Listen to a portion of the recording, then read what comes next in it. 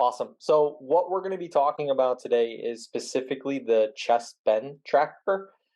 This is a tracker that I use a ton in my day-to-day coaching. You'll see it come up with kind of all levels of golfers, I would say. And so I want to talk about some of the patterns that we're going to see based on chest bend. Now, chest bend can be influenced by players' sway numbers. It can also be influenced by the players' turn numbers, and their chest bend can influence those things as well. So it's not exactly like fixed chest bend and it's going to fix these other areas. Sometimes I'm going to be fixing the rotation to be able to fix chest bend, for example, or sometimes I'm going to try to fix sway to fix chest bend.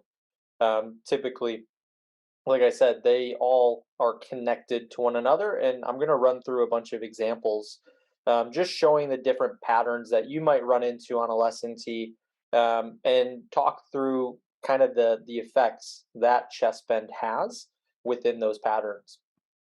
So, the first example that I'm going to pull up is going to be one of my professional players that I now work with. His name's Nick Denuda, and he's a really good player. He played at the University of Louisville, played in a USAM before. What we're going to notice for Nick is that he's going to have a good amount of backward bend. He has negative 7.1 degrees of chest bend at the top of his golf swing. And there's a couple reasons why that's going to happen for him. First, he has really, really good flexibility in his thoracic spine. And so what we're going to see for Nick as he goes up to the top, he'll get, like I said, negative 7 degrees of backward bend. And you'll notice that he has 94 degrees of turn. And the other thing that we'll notice is that he has a tendency to get his pelvis to be closer to the target than his pelvis, or his chest closer to the target than his pelvis.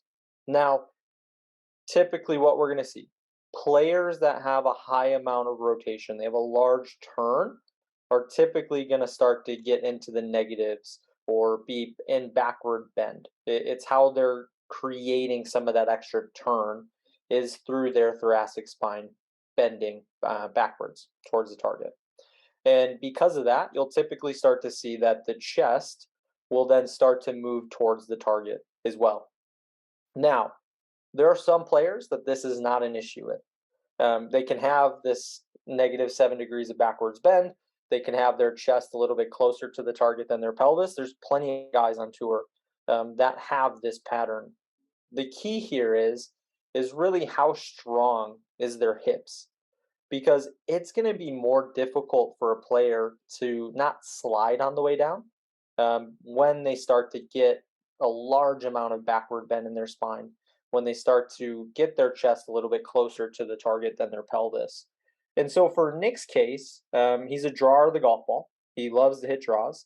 But for him, at times, he gets the club a little bit too far inside. And a real issue for him is that his angle of attack starts to get too shallow. So his spin rates get inconsistent, and it makes it hard for him to, be able to hold the ball in a green when they get pretty firm. So what we're going to notice for Nick is he just doesn't quite have the strength in his pelvis to not slide as much. So by the time he gets down to impact, he's going to be at 6.9 inches with his pelvis. And this is just because of the amount of backward bend that he gets, or that negative 7 degrees of chest bend. And so for Nick's case, the best thing that we have to try to do is make it to where at the top of his swing, he feels a lot shorter. He doesn't feel like he's getting as big of a turn. This is actually like not bad for him. There's times where his chest bend number gets to negative 9. His turn numbers get to like 98 at that point. So for him, pretty much every swing feels like it's a 3/4 swing. And what we'll notice for him when he starts to do that is that they get a little bit better. This isn't even as good as what we would like to see, but you'll see a slight adjustment allows him not to slide as much. So for this one, he's going to be at negative 5. For Nick, in an ideal world, I would say having him between negative 2 to negative 5 is like his range. That's where I would need him to be in. Me getting him to 0 is pretty unlikely. He's always going to have some negative chest bend there, I would say. So what we'll see for Nick here, and after we worked on this a little bit, trying to tighten up the swing a little bit, so you'll see for him, he'll get to that -5. He's keeping the same amount of turn, but what ended up changing a little bit was the chest sway is just a little bit less. And from here, how that's helped him is as he gets into impact, then he's only swayed 6 inches, which that's the edge of the PGA Tour range then. And so what we saw for like TrackMan numbers between the two was before his path was 4 degrees inside. This one here was 2.5. And then really the angle of attack changed for him. So he went from with a 7-iron being at 5 degrees to being 6.5. So that's like the first example that I always like to talk through a little bit. Now, the next player that I'm going to pull up, this is just a classic swing that you're going to see at times. So this is just kind of your average player here. I'm going to pull up the chest turn number, chest bend, and then we'll talk about his sway numbers in a second. So as this player goes up to the top, we're once again going to see a large turn. So we're going to see that he turns to 99 degrees, and then he has -9 degrees of backward bend. Now, like I said earlier, typically this is going to make it really hard for a player to not go sliding on the way down. The other pattern can be true as well, where they might actually move laterally correctly, but for this player, this is going to be your classic over the top player. Because they have so much of this backward bend, what ends up happening is that in transition, their chest and their pelvis will start to move towards the target, and this chest will get out in front of the pelvis too much. So if you look at, his name's Nate, if you look at Nate's swing here, you'll see that his pelvis is farther away from the target than his chest. And as he starts the transition, his chest gets out in front of his pelvis, and that is pushing his hands out. And as his hands get pushed out, he just comes over the top. And you'll see this in his sway numbers, they're actually good. But that's also making his club come way over the top. So typically, what you'll notice for players like this is that they'll eventually learn how to slide their hips. They'll eventually start to push their hips, start getting it to where it's at 6 to 8 inches of pelvis sway in order to get the club back inside and try to hit some of those draws. But if you have that classic over the top player, a lot of times it's because of this right here, where they have too much turn. Because they have all that turn, there's going to be the 9 degrees of backward bend. And then you'll notice it here where the chest is closer to the pelvis or closer to the target than the pelvis. This is just your classic like reverse pivot, reverse spine angle that you would see on a lesson tee here. And if you look at it from the 2D version, you'll see that here. And then on his hands will go. I apologize. Yeah. Can I have an explanation of what bend is?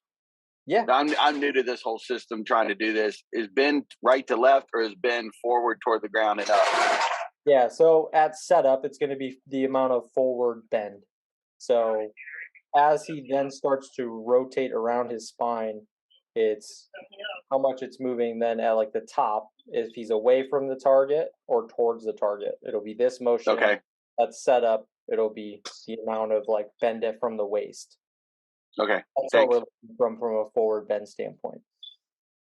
Brian, can I interject? Yeah, go ahead. When you're looking at the bend numbers, the difference between a 7-iron and a driver, significant or not significant? No, not significant. Not too significant because the turn numbers don't get much larger with the 7-iron to a driver. There's a slight difference, but not a lot. Those are good questions. Awesome. All right, so yeah, for Nate, you'll just notice that the hands, this is one that you guys see on the lesson tee all the time. Hands go pushing out, that gets the club to get over the top, and then he's just going to hit big slices. So typically that player, like I said, will learn to eventually slide, lose their posture early, extend, and just hit draws, and then that turns into too big of a draw. if we pull up another example here, just to kind of reiterate this a little bit, um, we're going to notice once again for this player, ton of turn. Okay, ton of turn. You'll see that that's going to get her to have a lot um, of that negative chest bend at the top. So as we go up to the top for her, she's going to get to about 100 and I think it's 13 degrees of turn, and then negative 17 degrees of bend. Now for her then on the way down, she then has to start to really sway forward with the upper body and lower body. And this will do the same thing where at times the hands go pushing out, and then that makes her come slightly over the top from what we would notice here. So her sway numbers, when you look at them here, there's not a ton of lateral motion. And so what you'll notice for players that have that negative 17 degrees of bend, something that has that backward bend in a large turn, if they aren't swaying a ton, typically that's going to then push the hand path out on the way down, and then that kicks the club out on the way down and they come over the top. So that kind of just shows another example of the type of player or the pattern that Nate and this lady would have.